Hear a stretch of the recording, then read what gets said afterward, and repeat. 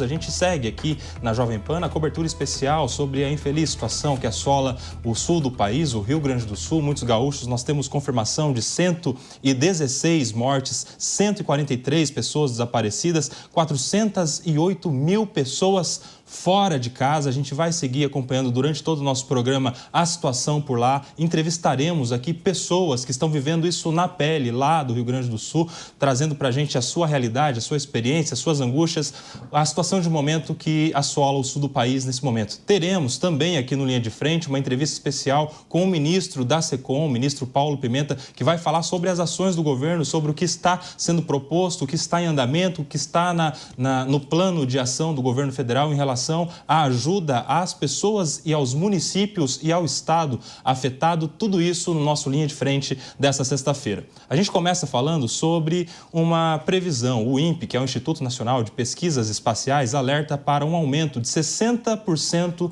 nas chuvas extremas no sul do Brasil no período compreendido entre 2011 e 2040. Especialmente no Rio Grande do Sul e Santa Catarina, conforme estudo incluído no Plano Nacional de Proteção e Defesa Civil. Essa pesquisa destaca a elevação das chuvas e secas extremas em várias regiões, evidenciando a urgência do país na adaptação às mudanças climáticas e também na adoção de medidas de prevenção. O INPE ressalta ainda a baixa capacidade de muitos municípios brasileiros em lidar com esse tipo de desastre natural, apontando para a necessidade de investimentos prévios. Prevenção é o que aponta a pesquisa, o estudo do INPE. Eu quero começar esse assunto com você, João Pacífico. Esse tipo de tragédia que a gente está vivendo atualmente no Brasil, em especial no sul do país, era previsível? É algo que, infelizmente, está no radar para acontecer mais vezes? Como é que a gente pode se preparar, se precaver, se antecipar a eventos como esses, do ponto de vista do poder público, do governo federal, do governo do estado? João Pacífico. Bom, primeiro, boa tarde a todos e todas aqui. É um prazer estar aqui com vocês. Apesar dessa tragédia... se a gente for olhar nos últimos anos, todos os anos tem algumas tragédias no Brasil. Então a gente pode pegar litoral norte de São Paulo ano passado, tivemos em Ilhéus, no sul da Bahia também, tivemos BH, teve nesses últimos anos, São Paulo teve em outros lugares também, Recife teve, enfim, Petrópolis. Todo ano tem algumas tragédias. A diferença dessa tragédia é que ela está pegando todo mundo. Normalmente pega só as pessoas em maior vulnerabilidade, as pessoas mais pobres. Agora está pegando todo mundo. O que eu espero é que a gente entenda isso como sociedade e tem duas coisas. Uma é como as cidades vão se preparar para isso, porque vai acontecer de novo e cada vez mais. Só a gente lembrar que em 2015 foi feita uma meta de 1,5 graus no máximo. Esse ano a gente já vai bater 1,5 graus no planeta. Então vai piorar a situação. Então, das duas formas. Uma é como as cidades vão se preparar para isso, então tirando as pessoas de locais de risco, como a gente vai, especialmente as pessoas mais pobres, que isso é importantíssimo. E dois, o que a gente vai mudar para que a questão climática não seja esse problema gigantesco, que vai ser um problema, vai ser. Então a gente tem que falar também de combustíveis fósseis, a gente tem que falar de desmatamento, a gente tem que falar de pecuária, a gente tem que falar de indígenas, que são quem protege a natureza. E a gente acabou de aprovar um marco temporal, o pacote do veneno que está no Congresso sendo aprovado também, o que é um absurdo, né? Então, se de um lado a gente vê o Lira lá se compadecendo com as vítimas, de outro ele está colocando uma pauta totalmente antiambientalista e isso é um problema. Isso é uma pesquisa da Quest que eu estava vendo, que um dado positivo é que só, nessa pesquisa que saiu agora, só 1% das pessoas são negacionistas. Então, todo mundo atribui à questão climática o problema que a gente está tendo lá no Rio Grande do Sul. Ana Beatriz, eu fico imaginando a situação da pessoa que está nesta imagem, para você que nos acompanha por imagens, ali em um prédio que teve todo o seu condomínio tomado pelas águas, parecendo que está dentro de um rio, um condomínio inteiro, casas inteiras debaixo da água, debaixo da superfície, enfim, famílias que não sabem se quando a água baixar vai existir qualquer tipo de residência ainda, perderam tudo, todas as suas roupas, todos os seus bens, tudo, toda a sua história, a experiência de vida vivida ali em todas essas residências. Eu fico imaginando essas famílias todas afetadas, olhando para esse número. Se a situação está assim hoje, imagine com o aumento de 60% nos próximos anos, nas próximas décadas. Quer dizer, se já choveu tudo isso nesse 2024, imagine aumentando ainda mais o número de chuvas no Rio Grande do Sul, na região sul do país, para os próximos anos. Ana Beatriz. Koba, muito boa tarde à nossa audiência, a essa bancada. Minha solidariedade aí a todas as vítimas dessa tragédia horrorosa do Rio Grande do Sul. E eu acho que o alerta que você acabou de fazer, ele é fundamental. A coisa vai piorar. Infelizmente, tudo que o planeta fez com o meio ambiente nos últimos anos está voltando a nós.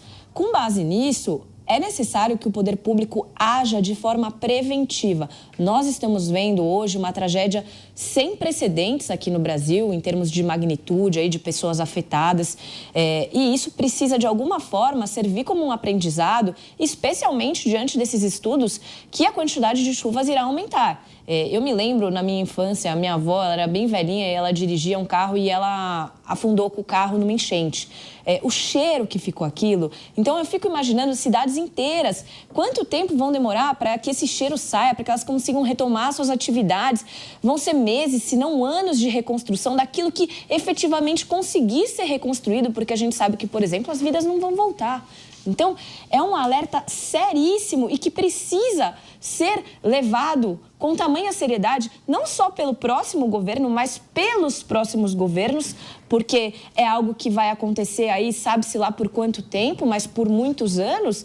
E é necessário que sejam feitas ações preventivas. Na semana passada eu defendi também, aqui no Linha de Frente, que seja dado algum tipo de instrução à população do que fazer quando começar a chover. Porque muitas pessoas são pegas de surpresa com aquela situação, não sabem se é melhor elas saírem logo, se é melhor elas pegarem alguma coisa. Ninguém sabe agir numa situação como essa, eu também não saberia. Então é importante também esse aspecto educacional que precisa ser passado para a população. Davi Andrade, meu amigo, eu quero te acionar nesse nosso Linha de Frente, falando justamente disso, porque com esses eventos climáticos, essa tragédia, talvez uma das maiores que a gente tem registro na nossa história, que afetou a quase 2 milhões de pessoas, 1,9 milhões de pessoas afetadas, quase 400 mil pessoas fora de casa. Imagina esse número. Imagina 400 mil pessoas que não estão dormindo na sua cama, pessoas que estão em um alojamento, na casa de um amigo, na casa de um conhecido, enfim, vivendo todo tipo de aflição. Não dá, com um evento como esse, Davi, para ter negacionista de mudança climática. Não dá. A prova está aí. Se alguém quer uma prova, quer enxergar, está enxergando nessas imagens aí, nesse acontecimento.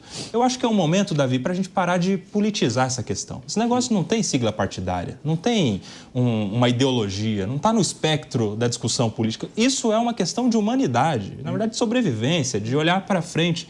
Você concorda que essa é uma grande oportunidade para a gente tirar do conflito politizado, polarizado da política, essa questão de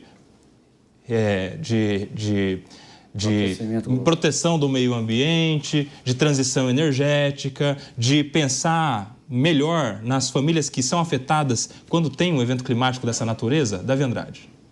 Boa tarde, Koba, boa tarde a todos da mesa, boa tarde à grande audiência da Jovem Pan, sempre uma honra e um prazer participar. Sim, Koba, eu acho que é um problema mundial, né? Não é um problema restrito aqui ao Brasil, é um problema do mundo, essa questão ambiental, né? Deve ser enfrentado com ciência e com conhecimento e com eficiência, né? Eu acho que é uma questão muito importante que deve ser enfrentada assim e, de fato, né, tá aí a prova de que alguma coisa de muito errado tem no mundo, né? Uma catástrofe dessa natureza, com essa proporção, que não estava nem no mapa de ninguém, né? Pelo menos, no princípio, é isso. A gente realmente é uma situação muito complicada. Bom, eu acho que é um assunto, Koba, que não dispensa análise da capacidade de investimento do Estado brasileiro, é o que, inclusive, a reportagem traz, né? O Brasil não investe em infraestrutura. E quando eu falo de infraestrutura, não estou falando de ponte, de rodovia, de estrada. Falando, inclusive, de sistemas de prevenção a cataclismos como esse, né? Sim. Quer dizer, o Estado não tem nenhum preparo para prevenir ou remediar. Então, quando a catástrofe acontece, é um desespero total, cada um vai para um lado e a população civil que acaba assumindo muito protagonismo na solução do problema, né?